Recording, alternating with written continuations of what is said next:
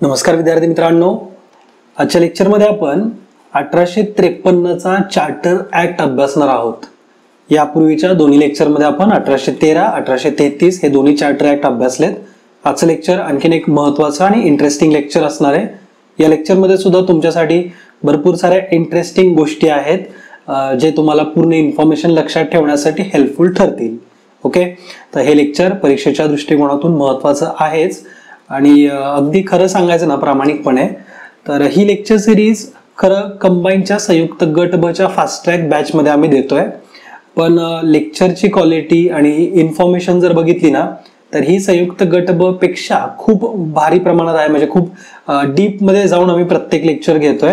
राज्यसेवा पूर्व, मुख्य आणि जे विद्यार्थी अगदी UPSCची तयारी करतायत अशांपर्यंत सुद्धा ही इन्फॉर्मेशन युजफुल ठरेल एवढी डिटेल इन्फॉर्मेशन आम्ही लेक्चरमधून घेतोय. त्यामुळे लेक्चर हे फक्त येणाऱ्या संयुक्त गट ब साठी मर्यादित न राहता राज्यसेवा पूर्व आणि मुख्य परीक्षेसाठी सुद्धा तुम्हाला हेल्पफुल ठरणार आहे. प्रत्येक मुद्दा अगदी डिटेलमध्ये घेतलेला आहे. त्यामुळे लेक्चर बघताना तुम्हाला अजिबात कंटाळा येणार नाही किंवा काही मिस झालंय असा अजिबात फील येणार नाहीये. तुम्हाला कुठलंच मटेरियल वाचत बसण्याची परत परत गरज पडू नये या दृष्टिकोनातून हे लेक्चर आम्ही डिझाईन केलेत. ठीक आहे. आणि एक अवांतर थोडंसं बोलतोय, या झाडाबद्दल बोलतोय. एका विद्यार्थ्याने आम्हाला मेल करून विचारलं की सर तुम्ही प्रत्येक लेक्चरमध्ये एक झाड दाखवता आणि त्याच्यातून काय मेसेज वगैरे असतो का? तर म्हणजे ऑब्झर्वेशनच्या गोष्टी आहेत या सगळ्या. आणि खरं जर म्हणजे याचं कारण जर उघडकीस आणायचं असेल ना तर ह्याचं पाठीमागचं कारण आहे की एक जे झाड असतं ना, छोटंसं रोपटं असतं ना, तर ते एक आशेचा किरण पण असतो आणि त्याच्यात आपल्याला ग्रोथ पण दिसते. ओके, म्हणजे झाड हे सस्टेन पण करतं आणि ग्रो पण करतं. तर आपल्या नॉलेजबद्दल पण तसंच आहे किंवा आपल्या लेवल ऑफ अंडरस्टँडिंगचं पण तसंच असलं पाहिजे की आपण जसं जसं गोष्टी अंडरस्टँड करत जातो किंवा जसं जसं आपण नॉलेज घेत जातो तर ते नॉलेज फक्त एक म्हणजे पुढचं वाचत चाललोय आणि पाठीमागचं विसरत चाललोय असं न करता आपल्याला हे नॉलेज सुद्धा घ्यायचंय, सस्टेन करायचंय आणि पुढचं नॉलेज घेण्यासाठी आपल्याला आपली मॅच्युरिटी वाढवायची आहे किंवा आपल्याला आपल्या अभ्यासाचा आवाका वाढवायचा आहे, ग्रोथ करायचा आहे. तर हा त्याच्या पाठीमागचा उद्देश आहे. आणि याच्यासाठीच एक प्रेरणा म्हणून हे प्रत्येक वेळेस आम्ही असं झाड ठेवलेलं असतं. खरं तर अशी एक मनापासून खूप सदिच्छा आहे की जेवढे सगळे विद्यार्थी विजन स्टडीच्या प्लॅटफॉर्मवरती येतात, काहीतरी फीज पे करून ऍडमिशन घेतात, तर अशी एक इच्छा आहे मनामध्ये खूप की प्रत्येक त्या विद्यार्थ्यापर्यंत असं एखादं छोटंसं रोपटं पोचवावं. तर तसा योग जर आला आणि तसे जर काही फ्युचरमध्ये स्कोप असेल तर नक्कीच प्रत्येकासाठी एक छोटंसं रोपटं दिलं जाईल.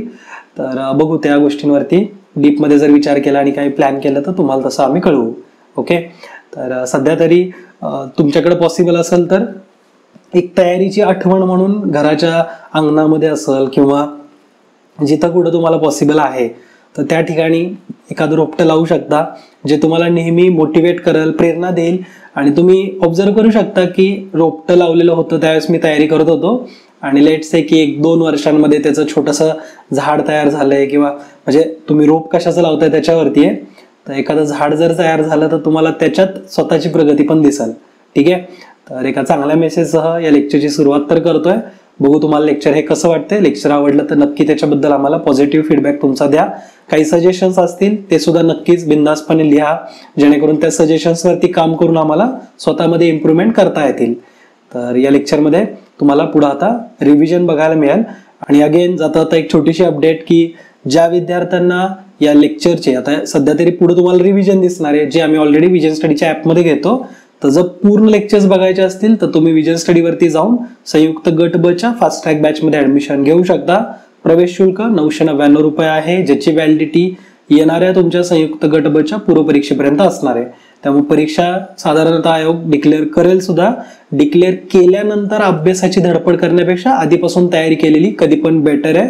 तर जर तुम्हाला 999 रुपये फीस अफोर्ड होत असेल तर तुम्ही आमच्या संयुक्त गट ब च्या फास्ट ट्रॅकच्या सेकंड बॅचमध्ये ऍडमिशन घेऊ शकता. फर्स्ट बॅच ऑलरेडी प्रवेश फुल झाल्यामुळे बंद केलेली आहे. आता फक्त सेकंड बॅचमध्ये ऍडमिशन ओपन आहेत.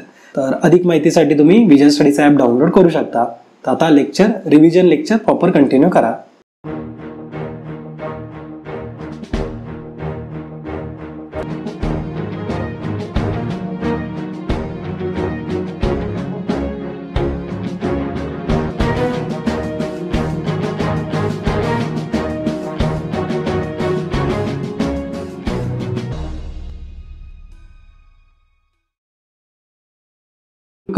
ठीक आहे. तर या ऍक्टच्या माध्यमातून आपण काय जाणून घेतलं, सुरुवातीपासून आपण व्यवस्थितपणे अभ्यास केलेला आहे. जसं की पहिल्यांदा आपण पार्श्वभूमी समजून घेतली. 1833 ते 1853 हा पिरियड काय करणारा होता, तर ब्रिटिशांच्यासाठी म्हणजे ब्रिटिश ईस्ट इंडिया कंपनीसाठी एक वाईट काळ होता. कारण त्यांची जी मोनोपोली जी आहे, बिझनेसमधली त्यांची मोनोपोली आहे, व्यापारामधली एकाधिकारशाही जी आहे, हे पूर्णपणे आता रद्द झालेली होती. 1833च्या चार्टर ऍक्टनुसार ती रद्द झालेली आहे. आपण बघितलं की 1813च्या ऍक्टनुसार 2 महत्वाच्या गोष्टी फक्त ब्रिटिशांकडे होत्या, ब्रिटिश ईस्ट इंडिया कंपनीकडे होत्या. बाकीच्या गोष्टी ज्या व्यापारातल्या आहेत त्याच्यातली त्यांची मोनोपॉली संपलेली किंवा नष्ट केलेली आहे. त्या 2 गोष्टी कोणत्या राहिल्या, एक म्हणजे चीन सोबत व्यापार आणि दुसरं म्हणजे जे चहा आहे तर चहाचा व्यापार हा फक्त 1813च्या ऍक्टनुसार ब्रिटिश ईस्ट इंडिया कंपनीकडे राहिला होता. बाकी सगळेचे सगळे अधिकार वगैरे किंवा जे व्यापाराचं क्षेत्र जे आहे हे ब्रिटिश ईस्ट इंडिया कंपनीकडून काढून घेण्यात आलं होतं, मोनोपॉली राहिली नव्हती. पण हे राहिलेली सुद्धा गोष्टी ह्या 1833च्या चार्टर ऍक्टनुसार काढून घेण्यात आल्या. म्हणजे आता बिझनेसमधली त्यांची मोनोपॉली राहिलेली नाहीये. आता फक्त ब्रिटिश ईस्ट इंडिया कंपनी ही एक राजकीय कंपनी म्हणून भारतामध्ये काम करत होती किंवा राजकीय नियंत्रणासाठी म्हणूनची एक संस्था म्हणून राहिली होती. आणि त्यांच्याकडं जे उत्पन्नाचे साधनं होते हे कुठले शिल्लक राहिलेत, तर ते म्हणजे महसूल. तर भारतीयांकडून महसूल गोळा करणं म्हणजेच वसुली करणं हे आता ब्रिटिश ईस्ट इंडिया कंपनीकडे उत्पन्नाचं साधन राहिलंय. इथपर्यंत आपण पार्श्वभूमी बघितली आहे. याच्यामध्ये आणखीन एक गोष्ट काय घडली, तर तो पिरियड होता 1848 पासून ते 1856 पर्यंतचा. 1848 मध्ये एक डलहौसी नावाचा प्राणी भारतामध्ये आला होता आणि त्यांनी एक भलताच नियम बनवला, तो म्हणजे डॉक्ट्रिन ऑफ लॅप्स या शब्दाचा अर्थ काय होतो माहिती का, की कोलमाडलं, ठीक आहे, म्हणजे कोसळून जाणं वगैरे. तर डॉक्ट्रिन ऑफ लॅप्स याचा अर्थ काय होतो, किंवा याला आपण मराठीत या कायद्याला काय म्हणतो, की दत्तक वारसा हक्क नामंजूर कायदा. ठीक आहे, म्हणजे ज्या संस्थानिकांनी किंवा ज्या राजांनी त्यांचा वारस म्हणून एखाद्या व्यक्तीला, एखाद्या मुलाला जर अडॉप्ट केलं असेल, ठीक आहे, एखादा वारस जर घेतला असेल, तर त्याला त्या राजाचे नंतर अधिकार मिळणार नाहीत. याचाच अर्थ त्या वारस व्यक्तीला, वारस मुलाला पुढे जाऊन त्या राजाचं राज्य मिळणार नाहीये, त्या संस्थेवरती तो प्रमुख म्हणून काम करणार नाही किंवा त्याच्याकडे त्या संस्थानिकाचा हक्क राहणार नाही. अशा प्रकारचा हा डॉक्ट्रिन ऑफ लॅप्स होता, जो की डलहौसीने आणला होता. ठीक आहे, याच्या पाठीमागचा त्याचा उद्देश काय दिसून येतो, की सरळ ब्रिटिश ईस्ट इंडिया कंपनीला ब्रिटिश टेरिटरी वाढवायची होती. संस्थानिक ज्यावेळेस खालसा केले जातील म्हणजे त्यांचा हक्क हे ब्रिटिश ईस्ट इंडिया कंपनीकडे येतील. याचा साहजिक अर्थ आहे की महसूल गोळा करण्यावरती त्यांचं नियंत्रण असेल, त्याचबरोबर पूर्ण भूसीमा विस्तार पण त्यांचा होतोय. तर या उद्देशाने त्यांनी अशा प्रकारचा कायदा बनवला.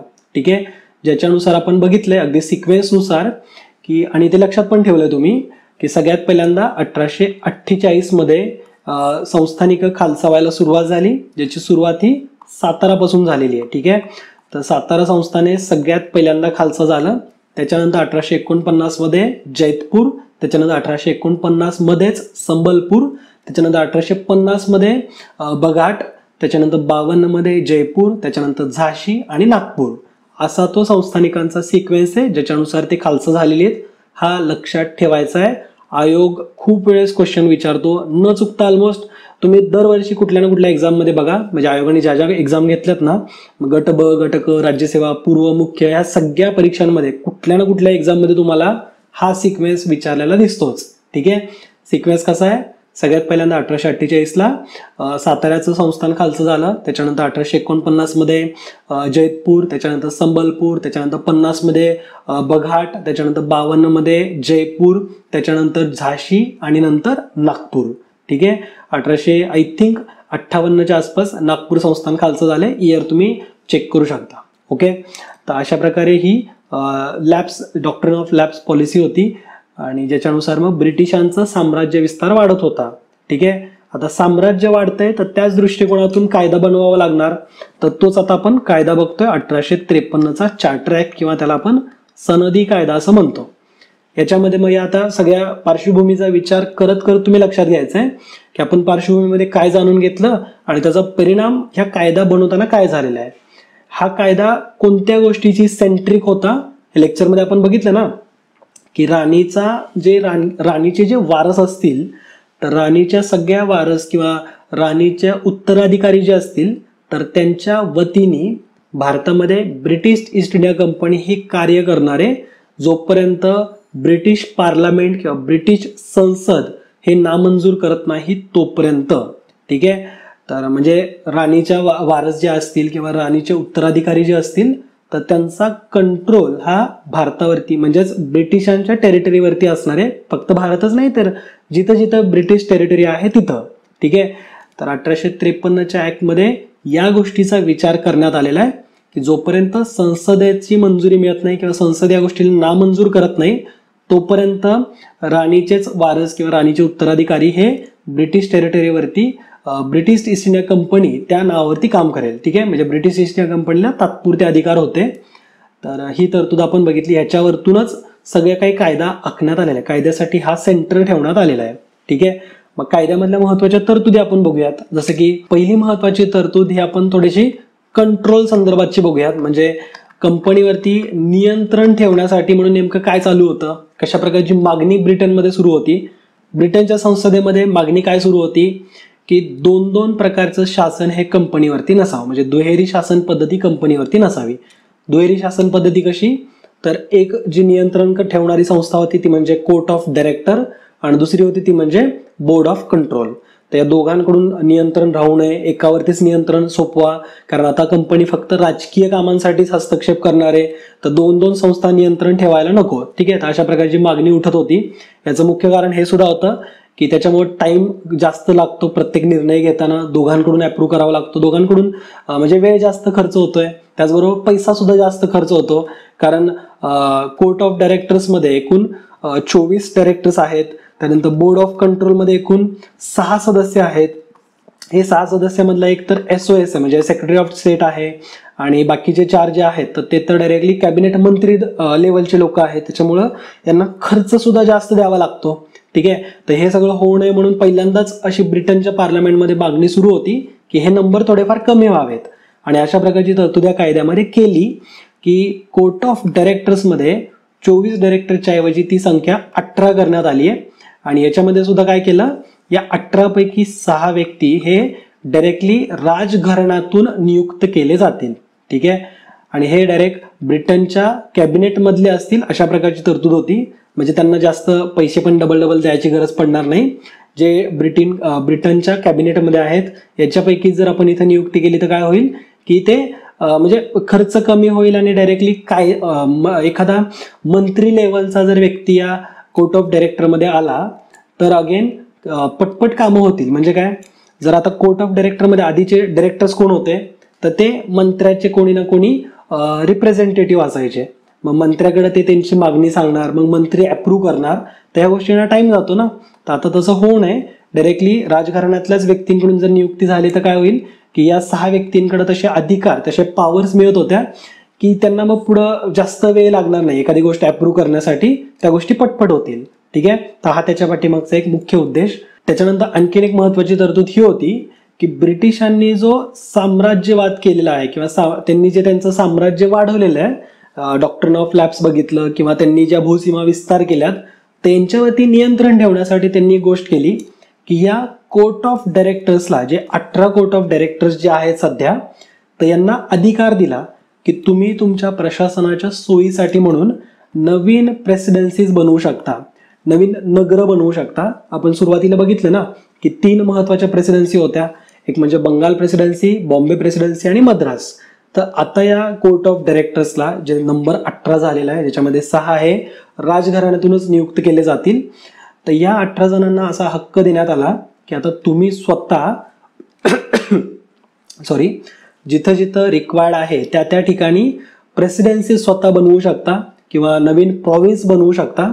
कारण साम्राज्यवादादरम्यान ब्रिटिशांकडं सिंध आणि पंजाब तर हे 2 प्रॉव्हिन्सेस ऍड झाले होते. म्हणजे आणखीन सीमेचा विस्तार झाला होता, सिंध आणि पंजाब इथं ऍड झालेले आहेत. हा मुद्दा लक्षातच ठेवायचा आहे. आयोग याच्यावरती 100% क्वेश्चन विचारेल. आणि पंजाबमध्ये मग ज्यावेळेस आता पंजाब आणि सिंध तर ब्रिटिश टेरिटरीचा भाग बनलाय, तर पंजाबमध्ये त्यांनी काय केलं, एका राज्यपालाची नियुक्ती केलेली आहे. तर ही पहिल्यांदा घडलेली गोष्ट आहे, त्याच्यामुळे तुमचं लक्ष असायला पाहिजे, आयोगाचं लक्ष असतं या गोष्टींकडं. तर पहिल्यांदा राज्यपाल कोणत्या प्रॉव्हिन्ससाठी निवडण्यात आले आणि कोणत्या कायद्यानुसार, असा जर प्रश्न आला तर 1853चा सनदी ऍक्ट किंवा चार्टर ऍक्ट नुसार पंजाबमध्ये पहिल्यांदा एखाद्या राज्यपालाची नियुक्ती करण्यात आलेली आहे. ठीक आहे, तर ही गोष्ट महत्वाची आहे. हे आपण सध्या बघतोय ते जे प्रशासनासंदर्भाच्या किंवा नियंत्रण ठेवण्यासंदर्भाच्या गोष्टी आहेत. काही महत्वाचे असे प्रशासकीय बदल झालेले आहेत. प्रशासकीय बदल कोणते, तर बंगालसाठी म्हणून, ठीक आहे, बंगालचा गव्हर्नर हे पद निर्माण करण्यात आलं. आता तुम्ही म्हणाल की सर हे तर आधीपासूनच होतं, तर नव्हतं. आधी काय होतं, बंगालचा गव्हर्नर होता, त्याला पुढे जाऊन बंगालचा गव्हर्नर जनरल असं म्हणण्यात आलं. कारण 3 प्रेसिडेन्सी प्रमुख आपण बघितल्यात ना, बंगाल, बॉम्बे आणि मद्रास. प्रत्येक प्रेसिडेन्सीवरती एक गव्हर्नर आधीपासून होता, पण बंगाल प्रेसिडेन्सीचं महत्व थोडंसं जास्त असल्यामुळं त्याला गव्हर्नर जनरल असं नाव देण्यात आलं. आणि नंतर तो भविष्यात गव्हर्नर जनरल ऑफ बेंगॉल न राहता गव्हर्नर जनरल ऑफ इंडिया बनलेला आहे संपूर्ण भारतासाठी. तर आता बंगाल प्रेसिडेन्सीमध्ये तर गव्हर्नर पद रिक्त आहे, तर हे पद नव्याने तयार करण्यात आलं, हे या कायद्यानुसार 1853च्या चार्टर ऍक्टनुसार. हा मुद्दा माहिती असायलाच पाहिजे. ठीक आहे, त्याच्यानंतर गव्हर्नर जनरल ऑफ इंडियाचं जे एक्झिक्युटिव्ह काउन्सिल जे आहे, एक्झिक्युटिव्ह काउन्सिल म्हणजे 4 सदस्य प्लस 1, या 4 सदस्यांपैकी एक व्यक्ती आपण लास्ट लेक्चरमध्ये बघितला होता. म्हणजे 1833च्या चार्टर ऍक्टनुसार एक जो व्यक्ती होता हा कायदे मंत्री किंवा त्याला आपण लॉ कमिशनर म्हणूयात. लॉ कमिशनर म्हणून तिथं नियुक्त केला होता, पण ते पद कायमस्वरूपीचं पद नव्हतं, तात्पुरतं पद होतं. त्याला काही लिमिटेड पॉवर होत्या. म्हणजे जो लॉ कमिशनर होता त्याला ऍडवायझरी म्हणून ठेवला होता, ऍडवाइस द्यायचा कायदे बनवताना किंवा कायदे संदर्भात ज्यावेळेस काही गोष्टी घडतील त्यावेळेस तो वोटिंग करत होता, पण त्याला पूर्ण अधिकार नव्हते, तो काही कायमस्वरूपीचा सदस्य नव्हता.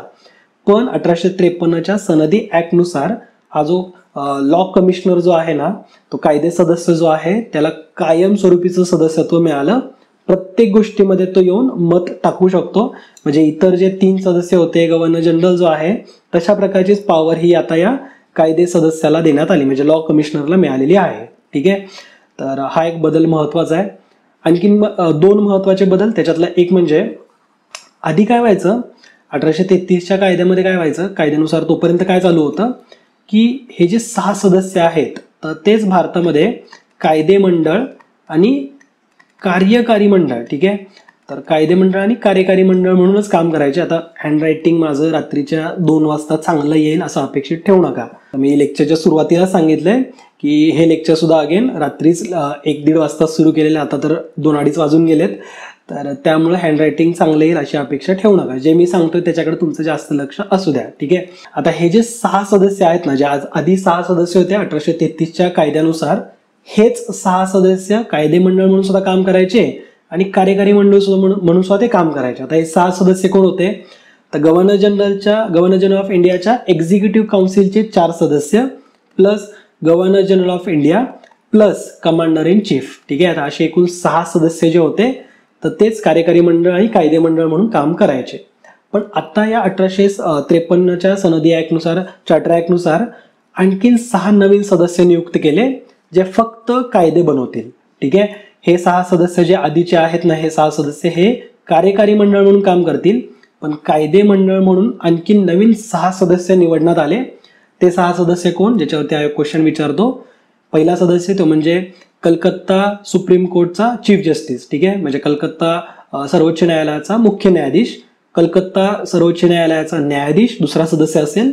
बाकीचे जे 4 सदस्य आहेत हे बंगाल, त्याच्यानंतर बॉम्बे, त्याच्यानंतर मद्रास आणि आग्रा. ठीक आहे, तर हे आग्रा विसरायचं नाहीये.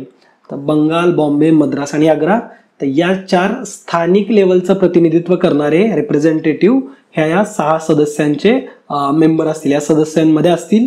तर अशा प्रकारची तरतूद 1853च्या चार्टर ऍक्टनुसार झालेली आहे. ठीक आहे, आपण बघितलं ना, लोकल रिप्रेझेंटेशन पहिल्यांदाच या कायद्यामुळे मिळाले. म्हणजे आधी कायदा बनवताना असे कुठले 4 लोकल प्रतिनिधी असतील असं कुठल्याही कायद्यामध्ये नव्हतं.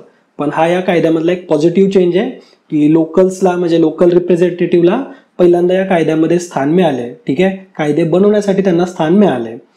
तर ह्या काही महत्त्वाच्या तरतुदी आपण या लेक्चरच्या माध्यमातून बघितल्या. एक महत्त्वाची तरतूद ही होती की चार्टर ऍक्ट ऑफ 1853 मध्ये किती वेळासाठी, किती ड्युरेशनसाठी, किती वर्षांसाठी म्हणून हा कायदा ऍक्टिव्ह असणार आहे, हा कायदा इतक्या वर्षांसाठी असेल अशा प्रकारची कुठलीच तरतूद झालेली नाहीये. ठीक आहे. पूर्वीचा जो 1813चा आपण चार्टर ऍक्ट बघितला, 1833चा बघितला, इथं माहिती होतं की हा ऍक्ट पुढच्या 20 वर्षांसाठी आहे, असं लिहिलं होतं की पुढच्या 20 वर्षांसाठीच्या तरतुदी इथं करण्यात आल्यात. पण 1853चा चार्टर ऍक्ट मध्ये अशा प्रकारची तरतूद नाहीये. त्याच्यावरून आपण तात्पर्य काय काढलं किंवा सारांश काय काढला की ब्रिटिशांना ब्रिटिश ईस्ट इंडिया कंपनीकडून सगळं नियंत्रण काढून घ्यायचं होतं आणि ते ब्रिटिश संसदेकडे द्यायचं होतं. ठीक आहे. आणि त्याच्यासाठी म्हणून हा जो 1853चा सनदी ऍक्ट आहे, चार्टर ऍक्ट जो आहे, त्याच्यामध्ये हा किती वर्षांसाठी असणार अशा प्रकारे कुठलीही तरतूद केलेली नव्हती. ठीक आहे. तर आय होप तुम्हाला हे लेक्चर सुद्धा समजलं असेल. याच्यामध्ये आणखीन एक महत्वाचे आपण पेमेंट रिलेटेड बघितलं होतं ना, की सॅलरी कशा आणि कुणाकडून मिळतील. तर महत्वाचा तो सुद्धा मुद्दा महत्वाचा आहे. जसं की जे कोर्ट ऑफ डायरेक्टर्स आहेत आणि कंट्रोल बोर्ड ऑफ कंट्रोल आहे. ठीक आहे. आणि त्याच्यामध्ये मग SOS सुद्धा, सेक्रेटरी ऑफ स्टेट जो आहे, आणि त्याच्याबरोबर जे महत्वाची जी पदं असतात, तर ह्या पदांसाठी किती पगार द्यायचा आहे, किती सॅलरी द्यायची, हे ठरवण्याचं काम ब्रिटिश पार्लमेंट करणार. पण ती सॅलरी देण्याचं काम कोण करणार आहे, तर कंपनी करणार. ब्रिटिश ईस्ट इंडिया कंपनी करणार आहे. सॅलरी द्यायचं काम ब्रिटिश ईस्ट इंडिया कंपनी करेल, ठरवायचं काम ब्रिटिश पार्लमेंट किंवा ब्रिटनची संसद करणार. ठीक आहे. तर ही गोष्ट पण आपण बघितली होती. आणि हे जे एकूण हे 6 सदस्य जे होते, म्हणजे कार्यकारी मंडळातले 6 सदस्य आणि कायदे मंडळातले 6 सदस्य, तर असे एकूण 12 सदस्य झाले ना. तर हे 12 सदस्य सध्या तरी भारतामध्ये किंवा कंपनीवरती नियंत्रण ठेवण्यासाठी म्हणा, तर हे 12 सदस्य मिनी कॉन्स्टिट्यूशन म्हणून काम करतायत. तर अशा प्रकारचा उल्लेख सुद्धा आपल्याला इतिहासामध्ये दिसतो. ठीक आहे. तर आय होप आपण आधुनिक भारताच्या इतिहासामध्ये जसं सुरुवातीला लेक्चर सांगितलं होतं की अर्ध ड्युरेशन पर्यंत आलेलो आहोत. म्हणजे आता पुढे जाऊन आपल्याला 1858चा कायदा बघायचा आहे. 1857च्या उठावाच्या नंतरचा तो कायदा आहे. तर ब्रिटिशांचं जे काही भारतामधलं जे पिरियड आहे पूर्ण, त्याच्या आपण अर्ध्या पिरियड पर्यंत आलेलो आहोत. म्हणजे आधुनिक भारताच्या इतिहासाच्या आपण सेंटरला आलेलो आहोत. ठीक आहे. तर इथून पुढचे कायदे हे तुम्हाला भारताच्या सुधारणासाठी किंवा भारतामध्ये इम्प्लिमेंटेशन होतील अशा प्रकारचे दिसतील. तर ते कायदे सुद्धा इंटरेस्टिंग वेमध्ये तुम्ही बघा. आणि माझा पण प्रयत्न असेल की तुमच्यापर्यंत चांगल्यात चांगल्या प्रकारची इन्फॉर्मेशन घेऊन येता येईल, असा माझा प्रयत्न असेल. तर पुढचे येणार लेक्चर सुद्धा बघा. आणि लेक्चर आवडत असतील तर त्या पद्धतीने आम्हाला कमेंट करून पण कळवा. एक रिक्वेस्ट आहे की भरपूर जण हे लेक्चर बघतात, पण असं होतं की त्या पद्धतीने कमेंट्स येत नाहीत किंवा त्या पद्धतीने आमच्यासोबतचं कॉन्व्हर्सेशन होत नाही. तर ते ठेवत चला. तुमच्या काही डिमांड्स आहेत हे आम्हाला कळू देत चला. आणि लेक्चर आवडल्यानंतर एक काम करू शकता तुम्ही, एक रिक्वेस्ट मी करतो तुम्हाला की लेक्चर बघून झालं, इन्फॉर्मेटिव्ह वाटलं, इंटरेस्ट आला तरच ही गोष्ट करा की विजन स्टडीच्या ॲपला आपल्या प्ले स्टोअरवरती जाऊन चांगलं 5 स्टार रेटिंग द्या. ठीक आहे. जेणेकरून काय होईल की तुमचा पॉझिटिव्ह रिस्पॉन्स आम्हाला एक चांगल्या पद्धतीमध्ये बघायला मिळेल. तिथं 5 स्टार रेटिंगचा ऑप्शन असतो. त्याच्यानंतर तुम्हाला जे वाटतं लेक्चर्सबद्दल ते तिथं तुम्ही मेन्शन करू शकता. ठीक आहे. तर ही एक माझ्याकडून रिक्वेस्ट आहे. तर अशा फार कमी रिक्वेस्ट मी करतो. जर तुम्हाला ही रिक्वेस्ट किंवा हे जर तुम्हाला फॉलो करायचं असेल तर नक्कीच कमेंट करू शकता. ठीक आहे. तर या लेक्चरमध्ये फायनली तुमची इथंच रजा घेतो. ऑलरेडी आता खूप लेट नाईट झालेलं आहे. तर लेक्चर तुम्हाला मॉर्निंगला बघायला मिळत असेल तर तुम्हा सगळ्यांना गुड मॉर्निंग. आणि जे रात्रीचे प्राणी आहेत माझ्यासारखे त्यांच्या सगळ्यांना गुड नाईट. तर भेटू येणार लेक्चरच्या माध्यमातून. हसत खेळत अभ्यास करा, हेल्दी फूड खा आणि आईवडिलांची काळजी घ्या. जय हिंद, जय महाराष्ट्र. धन्यवाद. तुम्हाला परीक्षेची परिपूर्ण तयारी करायची असेल तर विजन स्टडीचं ऍप हे नक्कीच तुमच्या फोनमध्ये डाउनलोड करा. विजन स्टडीच्या ऍपवर भरपूर असं स्टडी मटेरियल पूर्णपणे फ्री अवेलेबल आहे. जसं डेली बेसिसवर करंट अफेअर्स अपलोड होत असतात, त्याचबरोबर GSचे जे सब्जेक्ट आहेत सगळे सब्जेक्ट त्याच्या इन डिटेल्स नोट्स अवेलेबल आहेत जे तुम्ही नेहमी अभ्यासाबरोबर वाचू शकता.